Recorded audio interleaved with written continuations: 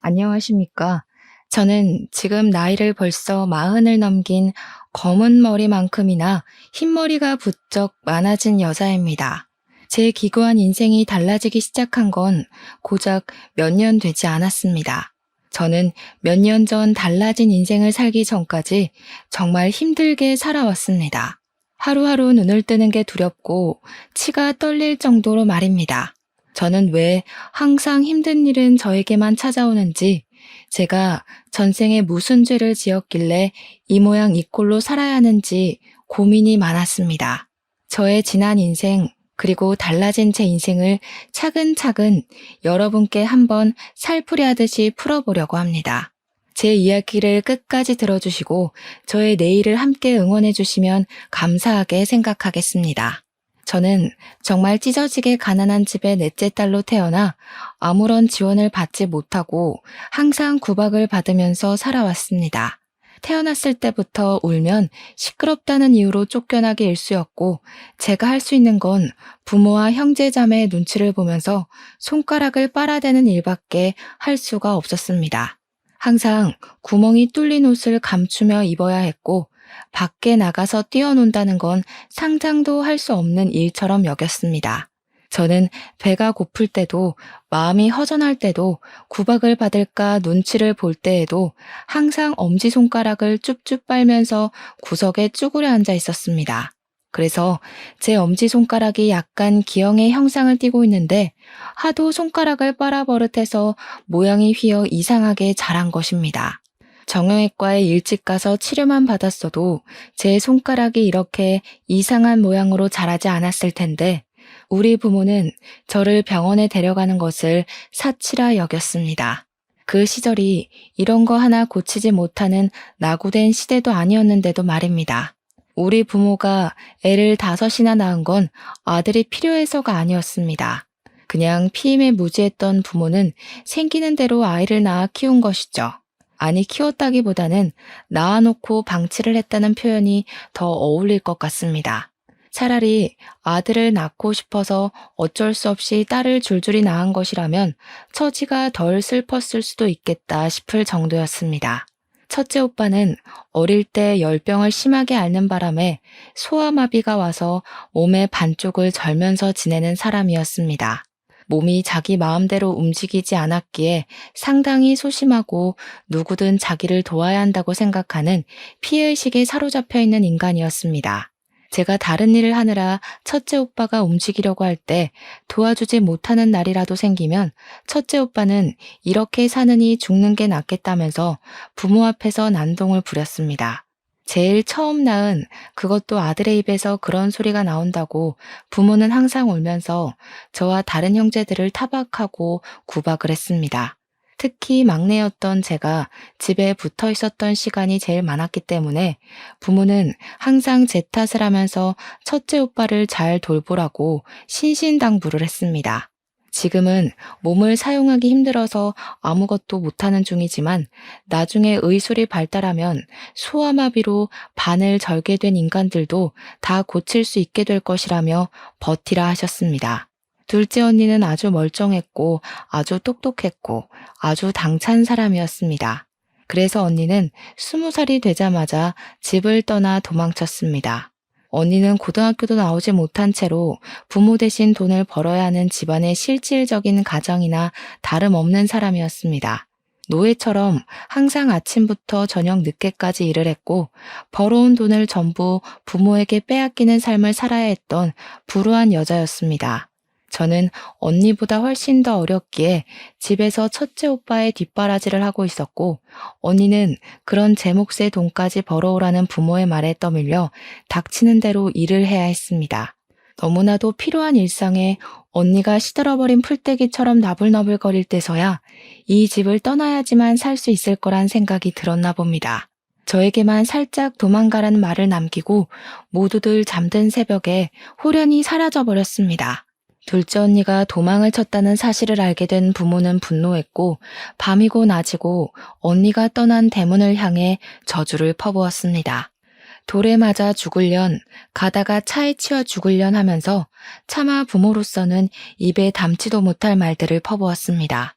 저는 그런 부모에게 기가 콱 눌려 아무것도 하지 못했고, 항상 언니가 마지막에 남겨준 도망가라는 말만 귓가에 왱왱 담아둔 채 하루를 살았습니다. 셋째 오빠는 술독에 빠져 사는 알코올 중독자였고, 수가 틀리면 집안의 모든 집기를 던지는 몹쓸 버릇을 가지고 있는 놈이었습니다.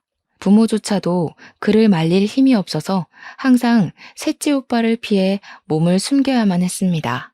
저는 첫째 오빠 옆에서 거동을 도와야 했기에 셋째 오빠의 매질을 피할 수가 없었습니다. 어느 날부터는 제가 제일 만만하다고 생각을 했는지 저만 괴롭히기 시작했습니다. 저는 셋째 오빠가 술을 마시고 들어오거나 집에서 술판을 벌일 때가 제일 무서웠습니다. 부모의 잔소리도 첫째 오빠의 피해의식보다 셋째 오빠의 매질이 가장 아프고 힘들었기 때문입니다.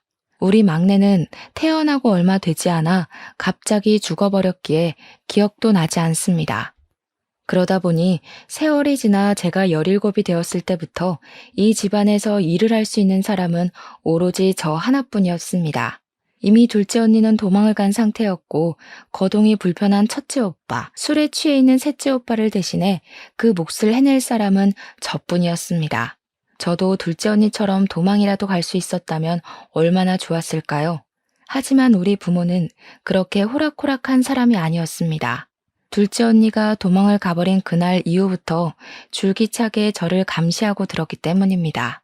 처음에는 제가 둘째 언니와 따로 연락을 하고 지내는 줄 알고 다시 둘째 언니를 잡아오려고 했는지 저의 동태를 감시하기 시작했습니다. 하지만 둘째 언니가 어디로 갔는지 전혀 모르는 눈치를 보이자 그 뒤부터는 저도 언니처럼 도망을 갈까 싶어 감시를 하기 시작했습니다. 본격적으로 제가 돈을 벌어오기 시작한 그날부터는 언니처럼 도망을 가지 못하도록 제 방문을 밖에서 잠그기 시작했습니다. 언니가 도망을 가게 된 것은 본인들의 뼈저린 실수라면서 그런 실수는 한 번으로 족하다고 말했습니다. 저는 밤에는 화장실조차 갈 수 없었습니다. 제 방문에 밖에서 잠겨 있었기에 방문을 열 수가 없었기 때문이었습니다. 항상 제 방에는 낡은 요강이 들어있었고 야밤에 화장실이라도 가고 싶으면 그 요강을 사용해야 했습니다. 부모가 열어주지 않으면 방 밖으로 나갈 수 없었으니 아침에 일을 나가야 할 시간이 되어 문이 열리면 그제야 그 좁은 방을 탈출할 수 있었습니다. 제 방 창문에는 쇠창살까지 달려 있었습니다. 제가 작고 왜소한 체형을 가지고 있었기에 창문으로 탈출할지도 모른다는 두려움이 있었던 겁니다. 도대체 이게 부모로서 할 일이 맞습니까? 저는 정말 사육당하는 동물처럼 그 집에서 돈 벌어오는 기계로 지내고 있었습니다. 제 나이 26살이 될 때까지도 제대로 된 교육 한 번 받지 못하고 공장에서 내도록 일만 해야 했습니다. 제가 공장에서 도망을 치면 되지 않겠냐 싶겠지만 그럴 수 있었다면 제가 진작 집을 떠나왔겠죠. 공장 주인이 부모님 친구분이셨는데 하루 종일 제 근처에 서서 제가 일하는 모습을 감시하곤 했었습니다. 그들에게 저는 언제든지 도망을 갈 수 있는 존재이기도 했고 배은망덕한 피가 흐르는 불손한 존재이기도 했습니다. 제 변명 같은 건 들을 생각도 없는 사람들이었고 부모는 저를 직접 출근시키고 직접 퇴근시키는 귀찮은 일을 하면서도 제가 도망갈까 쉬지 않고 감시를 했습니다. 공장에서 화장실을 갈 때도 항상 2인 1조로 다녀야만 했고요. 제가 힘듦을 토로할 때마다 더 열심히 하라는 채찍질만 저에게 돌아왔습니다. 그렇게 번 돈은 모조리 우리 부모의 통장으로 꽂혔기 때문에 제 주머니에는 떡볶이를 사 먹을 돈 1,000원도 없었습니다. 매일 똑같은 하루가 반복되다 보니 오늘이 무슨 요일인지도 모르고 살던 어느 날 저에게 뜻밖의 기회가 찾아오게 되었습니다.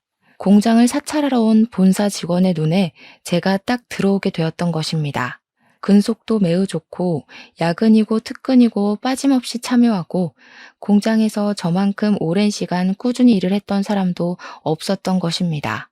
제 나이 17살 때부터 일을 시작했으니 10년이나 단 하루도 쉬지 않고 근속을 이어간 아주 성실한 인재였던 것입니다. 그러니 본사 직원이 제 근속을 보고 스카우트 제안을 해온 것입니다. 월급을 올려줄 테니 수도권으로 올라올 생각이 없냐는 것이었습니다. 월급이 지금보다 오른다 한들 제 주머니 속으로 들어오는 것이 아니었기에 제겐 그리 솔깃한 제안은 아니었습니다. 특히 우리 부모는 제가 도망을 가기라도 할까봐 죽어도 안 된다고 했는데 본사 직원은 이상하게도 저에게 집착을 하기 시작했습니다. 본사 직원이 뭐가 아쉬워서 저를 자꾸 데리고 가려고 하는지 이해할 수 없었는데 저도 하루 이틀 생각을 해보니까 본사로 가게 된다면 이 지긋지긋한 생활을 청산할 수 있을 것 같았습니다. 일단 부모의 감시를 피하기 훨씬 쉬워질 테고 부모의 두려움처럼 제가 도망을 갈 수 있는 틈이 생기지 않을까 싶었던 것입니다. 쭉 포기하고 있었던 제 삶에 한 줄기 빛이 들어오는 듯한 착각을 하게 되었습니다. 저는 본사 직원에게 몰래 가고 싶은 마음이 있으니 우리 부모를 조금만 더 설득해달라고 부탁을 했고 본사 직원은 의아해하면서 저희 집을 방문했습니다. 제 의지만 있으면 충분히 수도권 공장으로 옮길 수 있는데 왜 그 나이를 먹도록 부모의 허락이 필요하다고 하는 건지 이해를 하지 못한 것이겠죠. 하지만 본사 직원이 집을 방문해서 부모에게 이야기하러 왔다가 집안 꼴을 보고 무척이나 놀란 것입니다. 술에 취해서 부모도 못 알아보는 둘째 오빠와 몸이 병신인 첫째 오빠, 거기다가 제 방문 바깥에 달린 걸쇠를 보고 얼굴이 점점 굳어가더군요. 당연히 제가 학대를 당하고 있다고 생각을 했던 본사 직원은 바로 경찰에 신고를 했고 경찰이 집에 방문해서 제 방의 걸쇠와 제 방 창문의 쇠창살을 보고 사진을 찍더군요. 제 증언을 토대로 제가 오랜 시간 학대를 당하고 있었다 판단한 경찰은 부모를 고소하자고 했고 저는 든든한 그들을 방패 삼아 부모를 고발하게 되었습니다. 하지만 우리 부모는 예상보다 훨씬 뻔뻔한 사람이었습니다. 재판부에서도 저의 편을 들어주지 않아 감옥에 가지 않고 집행유예로 풀려나게 되었어요. 꼼짝없이 그 집에 갇히게 되겠구나 하고 생각했으나 한 가지 다행인 건 저에 대한 접근 금지 조치가 취해졌다는 것이었습니다. 하지만 우리 부모의 협박은 계속되었습니다. 저와 접근을 할 수 없으니 꾸준히 다른 사람을 통해 수도권으로 올라간다 하더라도 돈을 보내라는 협박을 했습니다. 돈을 보내지 않으면 어떻게 해서든 저를 찾아가 죽여버릴 거라며 협박을 했습니다. 저는 오랜 시간 정서적 학대를 받아왔기에 그런 부모가 무서웠고 시키는 대로 꼼짝없이 할 수밖에 없었습니다. 수도권 공장 기숙사에 들어와 일을 하면서 모아둔 돈은 하나 없었고 밥 한 끼를 사 먹을 돈이 없는 날이 많아서 점심은 공장에서 주는 밥을 먹고 저녁은 물로 배를 채우면서 일을 했습니다. 회식하는 날만큼 즐거운 날이 또 없었죠. 그렇게 28살이 되었을 때 공장 직원 중 한 명이 저를 빤히 지켜보는 듯한 착각이 들었는데 어느 날 저에게 말을 걸더라고요. 혹시 제가 사채를 쓴 건가 싶어서 도울 일이 있을까 해서 말을 걸었다고 하더라고요. 왜 밥을 먹지 않는 거냐고 공장에서 지급하는 점심밥만 먹지 않냐고 하더라고요. 저는 솔직히 부끄러워서 아무 말도 할 수 없었습니다. 공장에서 받는 돈이 꽤 되는데도 불구하고 돈이 없어서 물배를 채운다는 말을 어떻게 하겠습니까? 제가 고개를 푹 숙이고 있자 저녁을 든든하게 먹어야 잠도 잘 오는 거라면서 저에게 고기를 사주겠다고 하더라고요. 퇴근하고 공장 앞에 있는 삼겹살 집에 데려가서 밥을 사주시는데 너무나도 감사하더라고요. 그분은 저보다 4살이 많은 남자 선배였는데 저에게 밥을 사주시면서 하는 말이 몇 개월간 제가 자꾸 눈에 밟혀서 저를 지켜봤다고 하더라고요. 저는 남에게 관심이라는 걸 받아본 게 처음이었던지라 너무나도 그 작은 관심이 좋아서 술을 마시고 제 이야기를 줄줄 늘어놓기 시작했습니다. 그러니 깜짝 놀라면서 접근 금지인데다가 찾아올 수도 없는 사람이니 겁을 먹지 말라고 걱정하지 말라고 하더라고요. 돈을 안 붙여도 되지 않겠냐고 기숙사 자체도 외부인이 들어올 수 없으니까 급여 통장부터 바꿔버리라고 했습니다. 제 노력으로 번 돈을 왜 가족에게 전부 쏟아붓고 있냐고 그렇게 한다고 한들 그 사람들이 감사해할 것 같냐고 하면서 미련하다 하더라고요. 제 통장이랑 카드를 부모가 들고 있다고 하니 통장을 새로 발급받아서 급여 통장을 바꾸면 된다고 어려운 일이 아니라고 했습니다. 저는 부모가 원하는 대로만 살아왔기 때문에 그런 사실을 하나도 몰랐던 것이었습니다.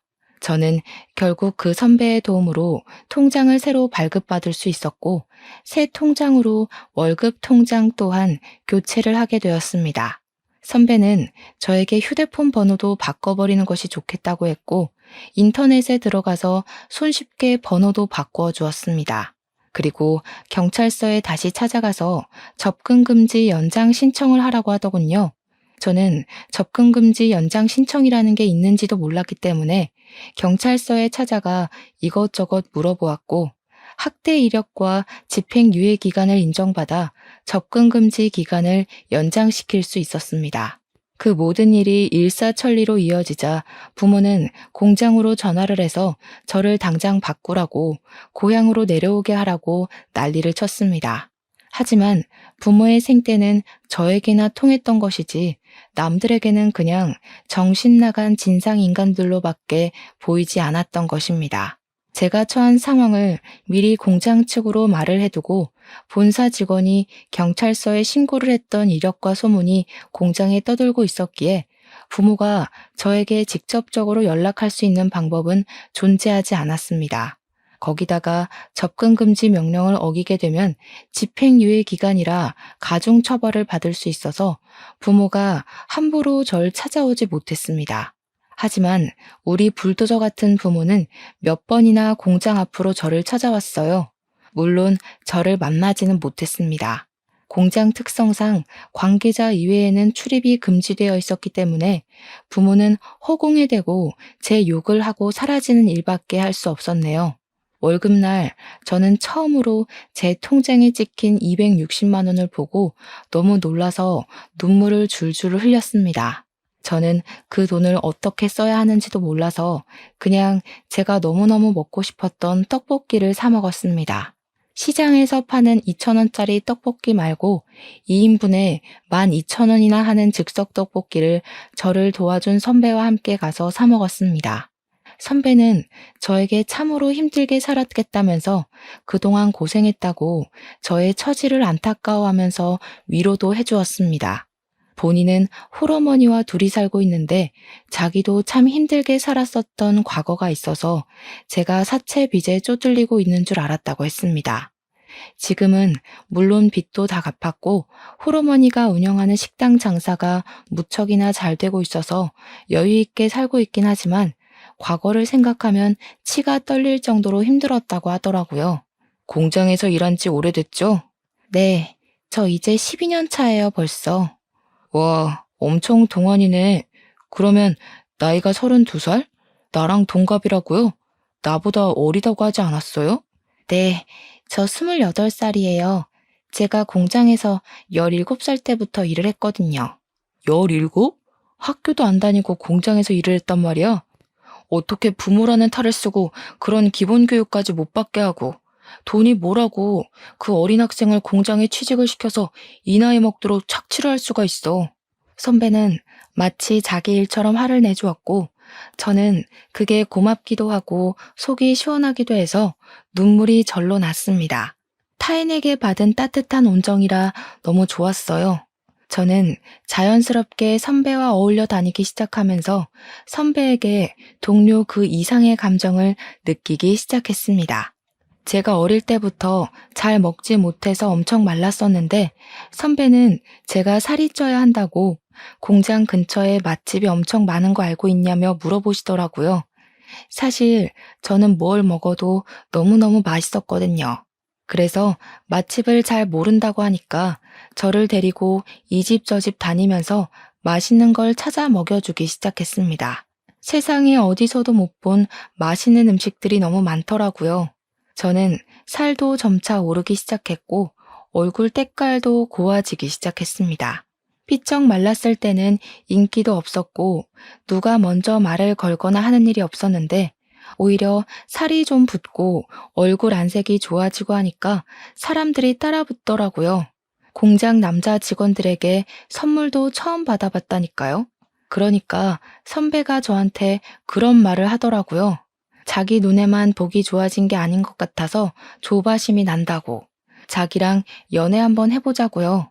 주말마다 만났는데 그게 데이트였다는 건 알고 있냐고 하면서 앞으로도 자기랑만 데이트하자고 하는데 부끄럽지만 참 좋더라고요. 그렇게 저희는 연애라는 걸 본격적으로 시작했고 꼬박 1년을 만난 뒤 결혼을 하기로 결심을 가지게 되었습니다. 저는 식당을 운영 중이라는 시모의 가게에 찾아가서 인사를 드리게 되었는데 시모의 첫인상이 너무나도 무서워서 바짝 쫄았습니다.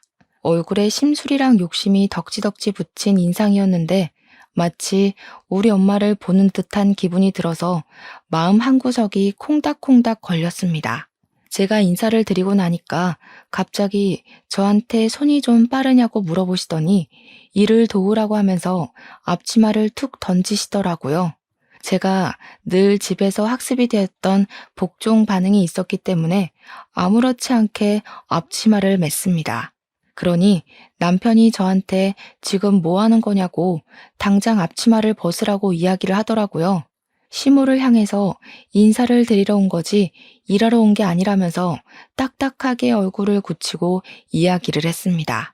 그러니 시모가 자기한테는 인사도 나발이고 가게 일을 도와줄 사람이 더 필요하다고 하면서 일을 하라고 했고 저는 화를 내는 남편을 말렸습니다. 그렇게 그날 하루 종일 식당 일을 도왔고 그게 시모 눈에는 나쁘지 않게 보였는지 처음 인사를 드렸을 때보단 조금 누그러진 모습이었습니다.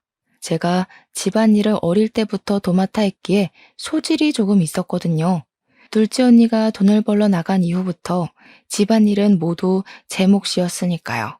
식당 일이 모두 끝나고 나서야 남편은 저와 결혼을 하려고 찾아온 거라고 했고 시모는 그때부터 본격적으로 저희 집 호구 조사를 시작하셨습니다. 저는 아무 말도 할 수 없었습니다. 저에게 가족은 두 번 다시는 만나고 싶지 않은 사람들이었기 때문에 딱히 설명할 말이 없었던 것입니다. 하지만 속일 수는 없었기에 제가 아는 선에 있어서 최대한 솔직하게 이야기를 했더니 시모가 인상을 팍 쓰면서 완전히 날뛰시더라고요.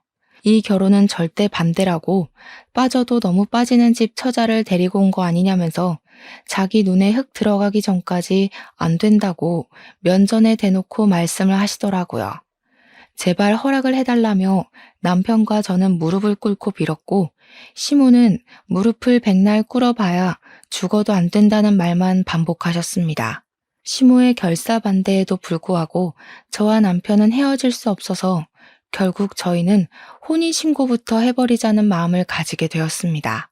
결국 결혼식도 올리지 않고 혼인신고를 먼저 했고 기숙사를 나와 신혼집을 얻어 살림을 차렸습니다. 당연히 이야기를 전해들은 시모는 머리를 싸매고 누웠고 저희 신혼집을 찾아와 세간 살림을 다 뒤집어 엎으면서 화를 내셨습니다. 지금이라도 혼인신고 취소하고 엄마가 골라주는 여자 만나서 장가가라고. 하필이면 만나도 저런 불행덩어리를 만나. 시모의 말에 상처를 받았지만 저는 포기하지 않고 시모에게 잘 보이고 싶어서 열심히 노력을 했습니다. 시모의 음식점 장사가 엄청나게 잘 되고 있었기 때문에 항상 일손이 부족했거든요. 일하는 사람들이 꽤 있음에도 주방 일은 항상 밀려 있었습니다. 그래서 저는 일부러 주말에 공장을 쉴 때마다 시모의 가게에 찾아가서 일을 하기 시작했습니다. 처음에는 주걱으로 제 등을 때리면서 나가라고 꼴도 보기 싫다고 혼을 내셨지만 제가 꿋꿋하게 버티면서 꾸준히 찾아와 일을 하니까 일을 하는 동안에는 내버려 두시더라고요. 저는 예쁨을 받으려고 노력하는 짓을 금방 그만두었지만 꾸준히 식당 일은 도우면서 남편 얼굴에 먹칠은 하지 않으려고 노력했습니다. 그렇게 애매하게 허락을 받은 것도 아니고 내쳐진 것도 아닌 채로 주말마다 열심히 일을 하고 있었던 어느 날이었습니다. 그날은 평일에 하루 미뤘던 연차를 쓰고 시모 식당에서 일을 하고 있었는데 시모가 어느 테이블에 가더니 너무 반갑게 인사를 하시더라고요. 우리 공무원 선생님들 하면서 밥 먹으러 왔냐고 저에게는 한 번도 보여주신 적 없는 살가운 얼굴을 하시더라고요. 슬쩍 보니까 대여섯 명이 밥을 먹으러 왔는데 시모 말에 의하면 공무원으로 일하는 사람들인 것 같더라고요. 우리 공무원 선생이랑 우리 아들이랑 결혼했으면 너무너무 좋았을 텐데 말이야. 그러니 여자 공무원이 자기 남자친구 있다고 아드님도 좋은 사람 만나겠죠 하면서 말을 돌리시더라고요. 저는 씁쓸한 마음을 감추고 공무원이 안정적인 직장이긴 하지 하면서 속내를 삼키고 있는데 슬쩍 본 얼굴이 이상하게 낯이 익더라고요. 가까이 다가가서 보니까 글쎄 연락이 끊긴 지 십수년이 지난 우리 둘째 언니가 떡하니 앉아있는 게 아니겠습니까? 제가 놀래서 언니 하고 부르니까 언니도 눈이 커다랗아져서는 진서야 하면서 제 이름을 부르더라고요. 언니, 우리 진이 언니 맞아? 언니, 아이고 진서야, 어떻게 살았어? 여기는 어떻게 온 거야? 가족들 전부 이쪽으로 이사 온 거야? 그런 거야? 아니야 언니, 난 집에서 도망쳤어. 혼자 여기 와서 지내고 있고. 주변 사람들이고 시모고 전부 둘이 어떻게 아는 사이냐고 궁금해했고 둘째 언니는 제가 친동생이라며 저를 소개해 주었습니다. 언니는 그동안 궁금한 게 많았는지 저에게 어떻게 살았던 거냐고 저를 두고 혼자 도망치는 게 너무나도 마음에 걸렸다면서 눈물을 글썽였습니다. 저는 저기 길 건너 공장에서 일을 하고 있고 여기는 우리 시어머니 가게라고 이야기를 하니까 결혼까지 한 거냐면서 무척이나 놀라더라고요. 슬쩍 시모를 바라보고 반대가 좀 심하셔서 혼인신고만 하고 같이 살고 있다고 하니까 시모가 멋쩍어 하면서 무슨 말을 그렇게 하냐고 하더라고요. 언니가 반대라는 말에 눈을 뾰족하게 뜨더니 시모한테 한 소리를 하더라고요. 사장님, 아니 사돈 어르신, 지난번에 음식점 위생 문제로 큰일 치를 뻔하셨던 거 기억하시죠? 그거 저희 공무원들이 지역 발전을 위해서 주위 상권들 전부 최대한 유하게 마무리해드렸고요. 그러니 시모가 우리 언니한테 쩔쩔매면서 잘 알고 있다고 이야기를 했습니다. 앞으로 우리 동생 시집살이 너무 시키지 마시고 잘해주세요. 우리 동생 정말 고생하면서 힘들게 컸습니다. 저는 언니가 제 편을 들어준 것에 감동을 받아 눈물을 찔끔 흘렸습니다. 그리고 언니에게 제가 당했던 일들을 전부 털어놨어요. 부모가 쇠창살을 달고 저를 감금시킨 것, 10년 동안이나 노동 착취를 당했던 것들 말입니다. 지금은 접근 금지 신청을 해놓고 찾아오지도 못하게 연락처도 바꾸고 살고 있다고 하니까 언니가 아주 똑부러지게 잘했다면서 저를 칭찬해 주었습니다. 그렇게 언니랑은 연락처를 교환했고 서로 안부를 물어보면서 지내게 되었는데 항상 행복이 시작되면 사건이 터지더라고요. 제가 일을 하는 공장에는 여러 가지 조가 있었는데 저는 주 5일만 일하는 주간조였고 남편은 교대 근무를 하고 있었습니다. 남편이 그날은 밤 9시쯤 퇴근을 하는 날이라서 저녁 식사를 미리 준비해 놓고 남편을 기다리고 있었습니다. 평소보다 30분 일찍 8시 반쯤 현관벨이 울리길래 남편이 일찍 퇴근을 했나 싶어서 별 의심 없이 문을 열었는데 우리 부모가 떡하니 대문 앞에 서 있더라고요.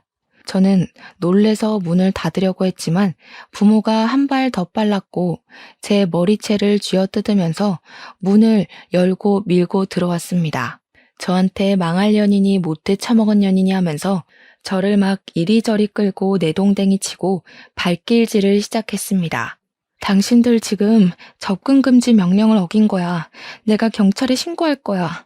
참나, 너 시간 개념 없는 건 여전하구나. 그거 어제 끝났어 멍청이야. 제가 결혼을 하고 접근금지가 끝나가는 걸 체크하지 못했던 것입니다. 신혼생활이 즐겁고 주말이고 평일이고 일하느라 바빠서 신경을 쓰지 못했던 거죠. 저는 망연자실한 기분을 맛보게 되었습니다. 미리미리 연장을 했어야 했는데 제가 너무 바보같이 행복감에 젖어 지냈던 것이었죠. 너 혼자 이런 집에서 잘 먹고 잘 살면 장땡인 줄 알아? 너 부모가 네 오빠들이 어떻게 지내는지도 모르고. 그러지 말고 당장 짐 싸. 당장 내려가게. 도대체 내가 여기서 지내는 건 어떻게 알고 찾아온 거야?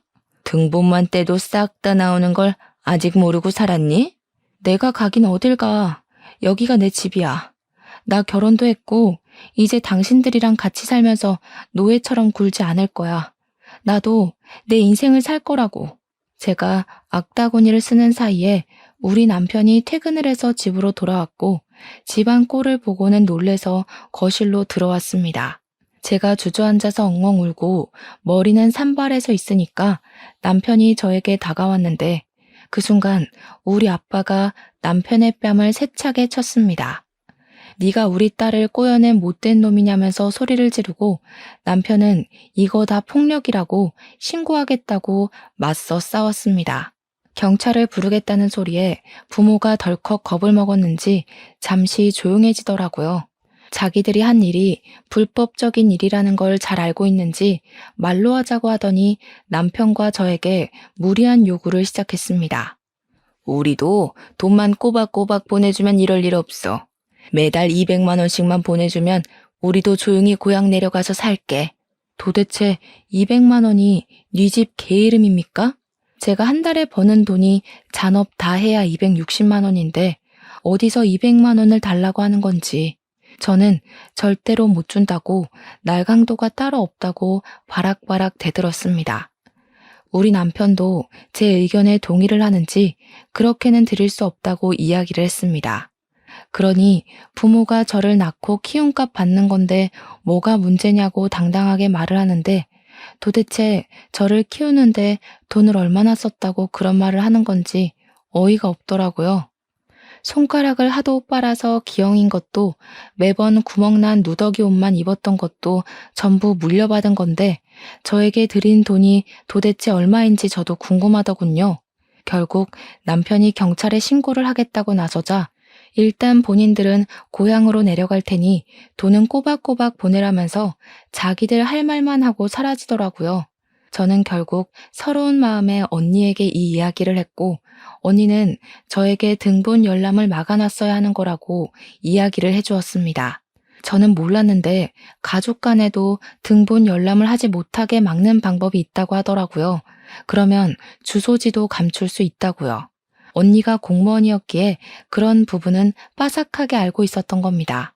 언니가 대신 처리를 해주겠다고 해서 저는 언니에게 모든 일을 맡겼습니다. 그래도 이미 집이 들통이 났기 때문에 다시 찾아올 방법은 얼마든지 있었죠.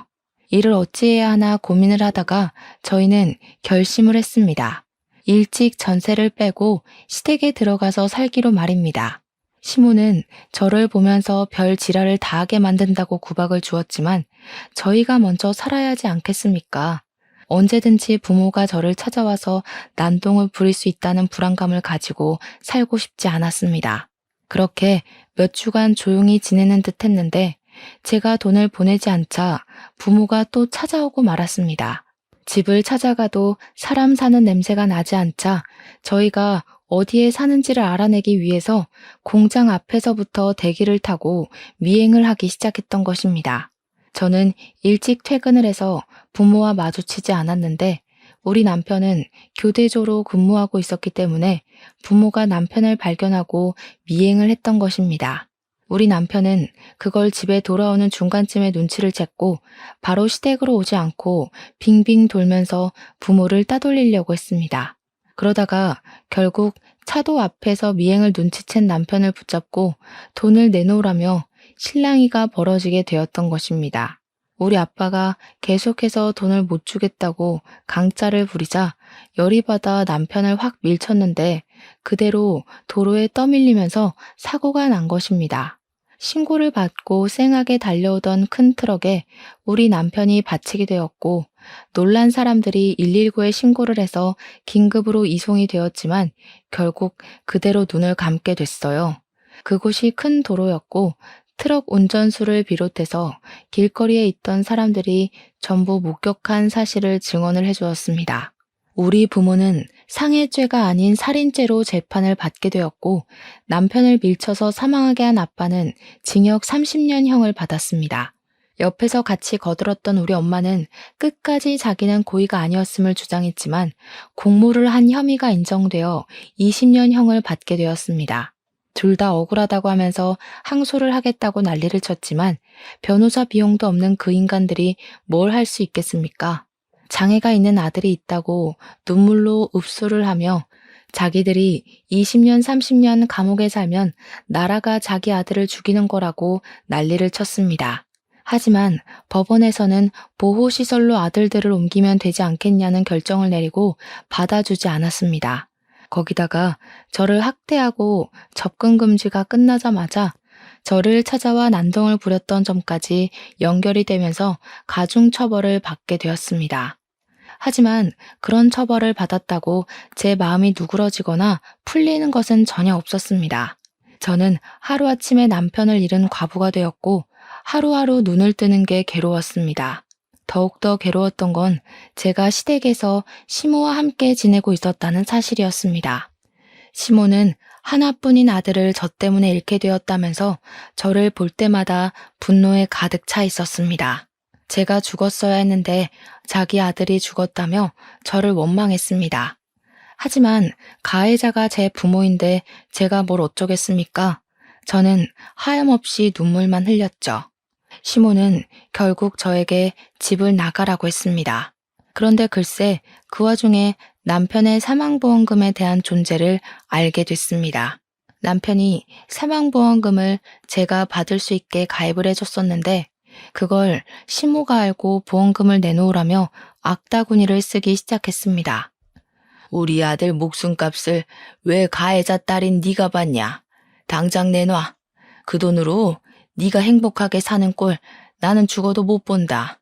내가 마지막으로 기회를 줄 테니 그 보험금을 내놓고 너는 어디 다른 집에 채취자리 마련해 줄 테니 그쪽으로 가. 그러면 저에게 사거리 지나서 있는 대형 고깃집 사장 아들이 장애가 있는데 그 집 며느리로 들어가면 돈 걱정은 없이 살 수 있을 거라고 하더군요. 첫째 오빠가 장애가 있다고 하지 않았냐면서 딱 맞는 자리라고 남편 보험금을 내놓고 저는 그 집에 들어가서 살라는 겁니다. 시모가 도대체 무슨 자격으로 저에게 이런 요구를 하는지 어이가 없어서 죽어도 싫다고 하자 그러면 보험금 내놓고 자기 집에서도 나가라고 했습니다. 어머님은 돈도 많으시면서 도대체 남편이 저에게 남겨준 보험금을 탐내시는 거예요? 애초에 난 네가 마음에 들지 않았다. 어느 한 구석도 눈에 차는 곳이 없었어. 우리 아들 목숨값으로 네가 먹고 놀고 하는 거 생각하면 기분이 더러워서 자다가도 벌떡 일어난다, 내가. 그 말에 저는 그냥 시모에게 사망보험금으로 받은 1억을 줘버리고는 다시 공장 기숙사로 돌아와 일을 하기 시작했습니다. 기숙사에 다시 들어오니까 남편이랑 살았던 그 집이 너무 그립고 제 처지가 너무 불쌍하게 여겨졌어요. 그때 우리 둘째 언니가 저에게 많은 힘이 되어 주었습니다. 저한테 공장에서 허송세월 보내지 말고 공무원 준비를 해보는 게 어떠냐고 하더라고요. 새로운 거에 도전하면 회복이 될지 안 될지 어떻게 알겠냐고 하면서 도전을 해보라고 하길래 저는 냅다 족쇄 같은 공장을 그만두게 되었습니다.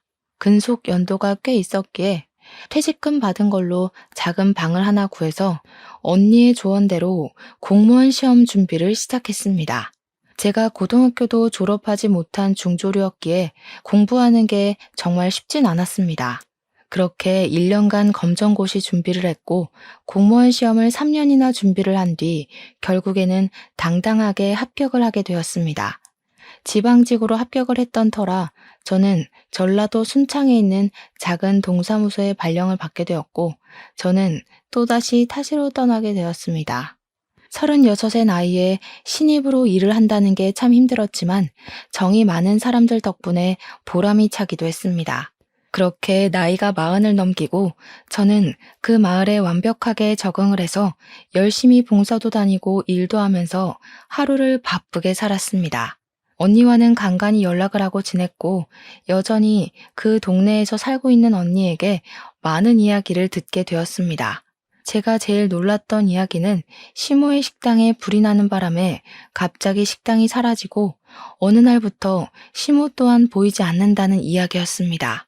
분명 불이 난 이후에 시모를 2번 봤었는데 이사를 간 것인지 뭔지 갑자기 동네에서 사라졌다고 하더라고요. 저는 궁금한 마음에 찾아가 볼까 생각을 하기도 했지만 저에게 그다지 좋았던 사람은 아니라서 그런 수고를 하진 않았습니다. 어느 날 지자체 프로그램으로 치매 요양원에 봉사를 하러 가게 되었는데 전라도 광주에 있는 요양원이었습니다. 요양원 할머니들의 영정 사진을 미리 찍어주는 봉사였는데 한 분 한 분 머리를 정리하고 사진을 찍으려던 순간이었어요. 아니 웬걸 저희 시모가 떡하니 있는 게 아니겠습니까? 너무 놀란 나머지 꾸민 장비를 죄에 놓치고 말았죠. 경기도에 있어야 할 시모가 왜 전라도에 있는지도 궁금했습니다. 요양보호사에게 물어보니까 이야기를 해주더군요. 김할머니요? 치매로 보호소를 전전긍긍하다가 여기로 오게 되었다고 하더라고요.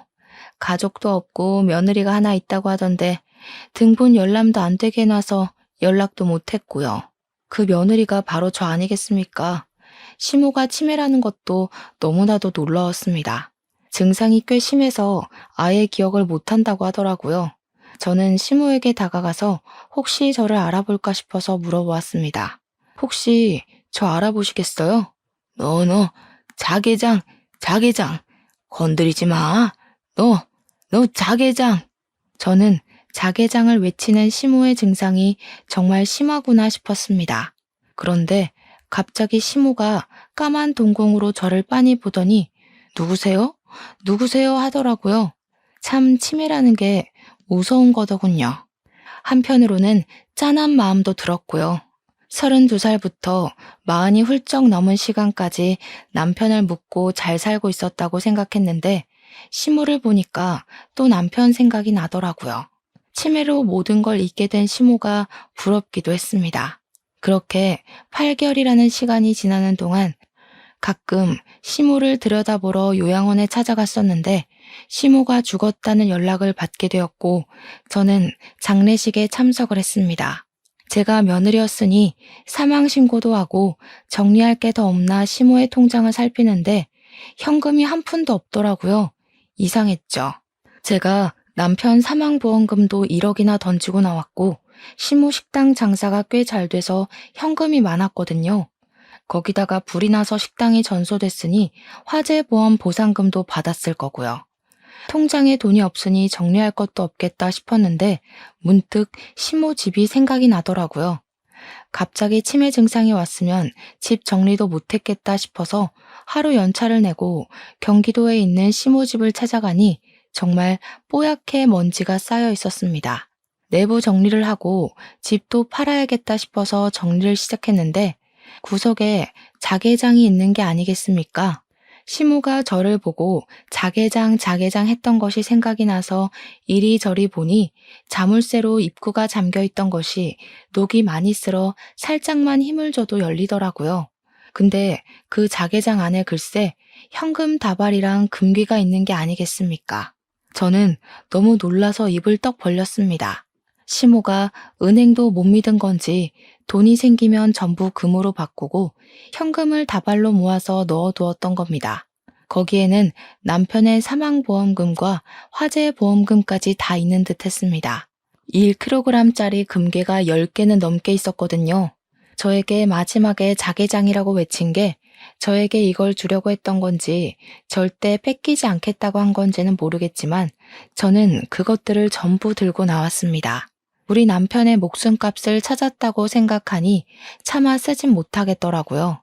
그래서 저는 제 노후 자금이라 생각하고 아껴 쓰고 남은 돈을 억울한 사람들, 저처럼 가족들에게 피해를 입은 사람들을 위해 사용하기로 마음을 먹었습니다. 제 기구했던 인생이 그 지기장 하나로 달라지기 시작했고 저는 그 이후 매년 기부를 하면서 지내고 있습니다.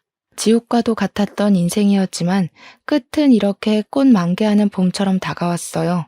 저는 저처럼 피해를 입은 사람들에게 희망이자 용기가 되길 바라는 마음으로 진심을 다해 봉사하고 기부할 생각입니다. 여러분들도 욕심 부리지 않고 좋은 뜻으로 사람을 대하면 언젠간 봄날이 오지 않을까요? 아무튼 제 긴 사연 들어주신 여러분 정말로 감사합니다. 좋은 하루 보내세요.